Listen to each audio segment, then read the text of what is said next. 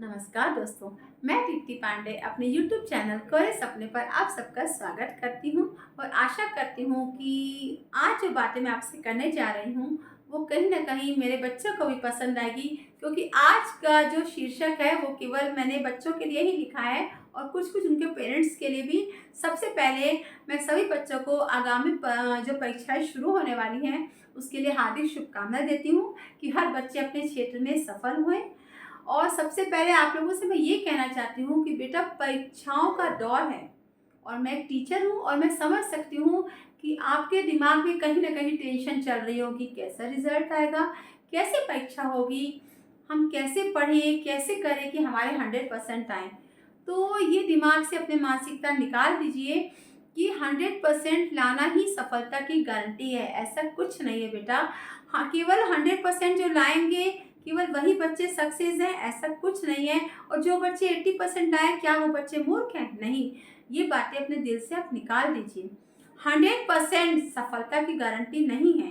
Main बात है कि आपका बेस क्लियर होना चाहिए, आपकी नॉलेज क्लियर होनी चाहिए कि आप कहीं इंटरव्यू देने जाए, परीक्षा के बाद आप उसमें सक्सेस हुए।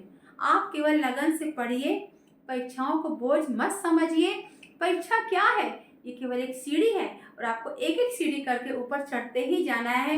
और आप देखिएगा, आप एक ना एक दिन ऊपर सीढ़ी चढ़ के जाएंगे और सफल भी होंगे अपने अपने क्षेत्र में।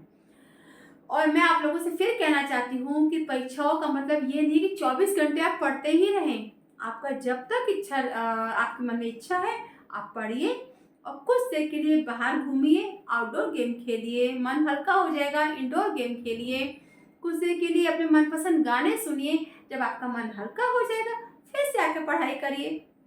लेकिन कुछ समय के लिए गेम्स वगैरह थोड़े इग्नोर कर दीजिए, क्योंकि मुझे ऐसा लगता है कि ज़्यादा गेम खेलने से थोड़ा दिमाग में टेंशन होती है, ऐसा मुझे लगता है। हो सकता है ऐसा ना हो, आपके साथ ऐसा ना हो।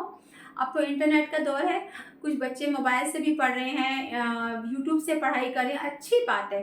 तो पढ़ाई करिए, फालतू चीज़ों को कुछ समय के लिए इग्नोर कर दीजिए और मन लगाकर पढ़िए, क्योंकि ये जो समय है, ये समय बेटा दोबारा लौट कर नहीं आएगा। ये आपका गोल्डन चांस है, क्योंकि सब कुछ आपको मिल जाएगा दुनिया में, धन दौलत रुपया पैसा, लेकिन ये कॉलेज लाइफ ये आपको नहीं मिलेगी। यदि आप सफल होते हैं और आगे बढ़ते हैं तो आप खुद याद करेंगे एक दिन कि हमारा समय कैसा था, हमारा बचपन कैसा था, हम कैसे थे।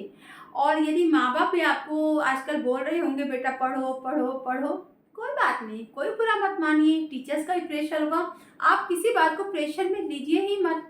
आप बस ये समझिए हमें केवल पढ़ना है और माँ बाप हमारे भले के लिए ही कह रहे हैं। मैं जानती हूँ कि आजकल के बच्चों पर पढ़ाई का बहुत बोझ है। स्कूल से आते हैं, फिर कोचिंग करते हैं, कुछ बच्चे ट्यूशन्स करते हैं, कुछ संगीत पे की क्लास करते हैं, कुछ डांसिंग की क्लास करते हैं, कुछ ड्राइंग की क्लास करते हैं। उस पर समय बचता है तो वो इतना होमवर्क उनके पास हो जाता है कि उनके पास सेल्फ स्टडी करने का समय ही नहीं बचता। तो अब जो फिलहाल आपके पास जो समय है, थोड़ा बहुत जो भी एग्जाम में समय बचा है, मेरी आपसे यही रिक्वेस्ट है कि आप सेल्फ स्टडी करिए। इसमें कोशिश करिए कि ज़्यादा से ज़्यादा हम जो हमने साल भर पढ़ा है हम खुद से पढ़ें, बिना टीचर की हेल्प के। साल भर तो आपने हेल्प ली होगी, यदि कहीं आप फंस रहे हैं किसी सवाल में तो हेल्प ले लीजिए, कोई समस्या नहीं। लेकिन ये समय जो है ये आपकी सेल्फ स्टडी का है। आप केवल बुक का कंसेप्ट क्लियर करिए, नॉट क्वेश्चन। केवल क्वेश्चन आंसर रटिए मत। आप कंसेप्ट आपका क्लियर हो जाएगा, पूरी किताब के चैप्टर ढंग से पढ़ लेंगे तो क्वेश्चन कहीं से भी आएगा आप उसके जवाब दे सकते हैं। और केवल क्वेश्चन रट लेंगे बेटा, रट लेंगे तो रटंतु विद्या कितने दिन काम आएगी। यदि क्वेश्चन बदल जाता है तो आपको समस्या हो जाएगी। मतलब ये मेरा एक्सपीरियंस है कि आप केवल अपनी कंसेप्ट क्लियर करिए, 10 ईयर के पेपर सॉल्व करिए। घड़ी में समय देखकर 2 घंटे का समय, 3 घंटे का समय, जो भी पेपर का समय होता है उतने समय में पेपर क्लियर करने की कोशिश करिए। सब बच्चे तेज नहीं हैं, ये बात दिमाग से निकाल दीजिए कि हम उससे कमज़ोर है। अपने को कमज़ोर कभी मत समझिए, क्योंकि दुनिया में कोई कमज़ोर नहीं है।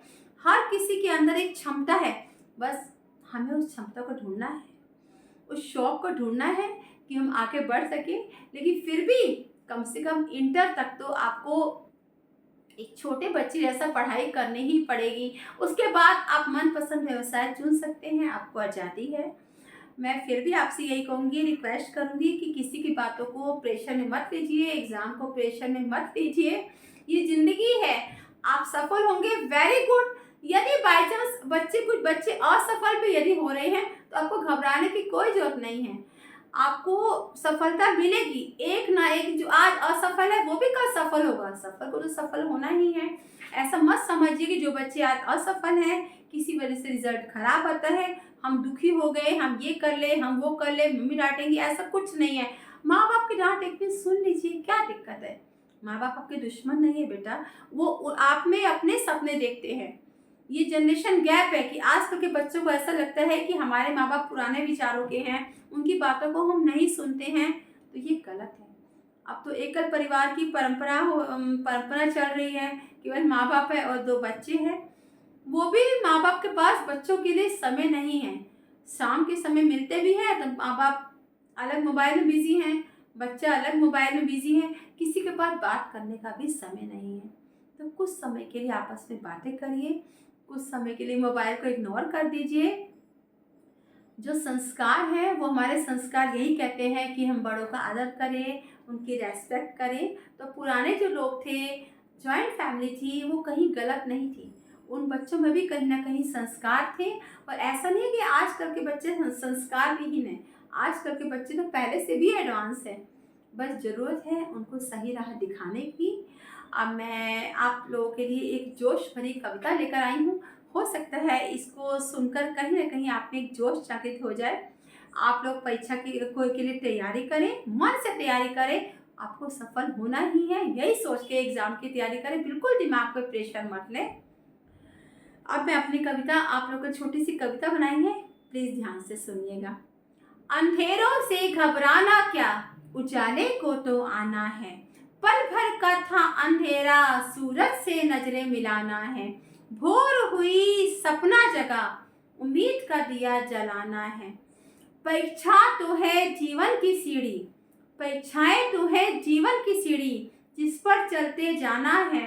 घबराना नहीं जिंदगी में कभी, घबराना नहीं जिंदगी में कभी, बस कोशिश करते जाना है। धन्यवाद।